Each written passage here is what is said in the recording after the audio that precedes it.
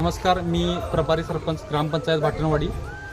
आज आपल्या गावामध्ये पर्यावरणपूरक गणेश विसर्जन या कार्यक्रमाचे आयोजन केलेलं आहे। तसं बघितलं तर गेल्या वर्षी गावातील लोकांचा एक 15 ते 20% सहभाग होता। चालू वर्षी पाहिलं तर तो सहभाग 50%वर गेलेला आहे आणि अशाच पद्धतीने गावातल्या लोकांचा प्रतिसाद आपल्याला या पर्यावरणपूरक गणेशोत्सवासाठी भेटत आहे आणि पुढच्या वर्षी आम्ही 100% गाव आपलं पर्यावरणपूरक गणेश विसर्जनाच्या दृष्टीने नेत आहोत आणि 100% होणारच। तसेच गावातील लोकांनी हा प्रतिसाद दिल्याबद्दल गावातील सर्व लोकांचे मी आभार मानतो आणि ग्रामपंचायतीच्या वतीने त्यांना आपल्या झालेल्या गणेशोत्सवाच्या पुन्हा एकदा त्यांना हार्दिक शुभेच्छा देतो आणि गावामध्ये एक सलोख्याचे वातावरण निर्माण झालेलं गणेशोत्सवाच्या निमित्ताने आणि अशाच पद्धतीने पुढील वर्षीसुद्धा आम्ही गणेशोत्सव साजरा करू। धन्यवाद।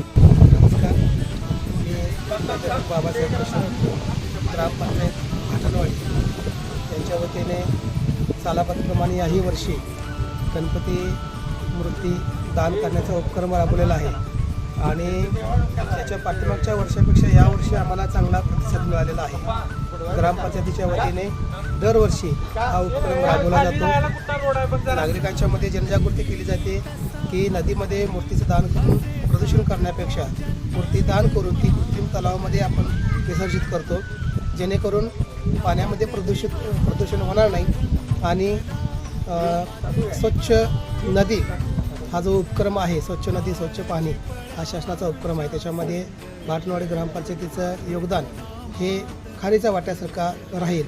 दरवर्षी आम्ही हा उपक्रम करतो, याही वर्षी आम्ही केला आहे आणि यावर्षी आम्हाला चांगला प्रतिसाद या ठिकाणी मिळालेला आहे।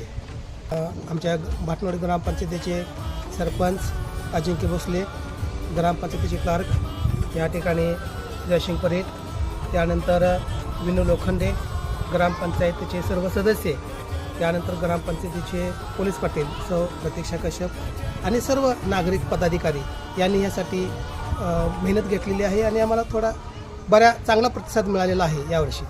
धन्यवाद।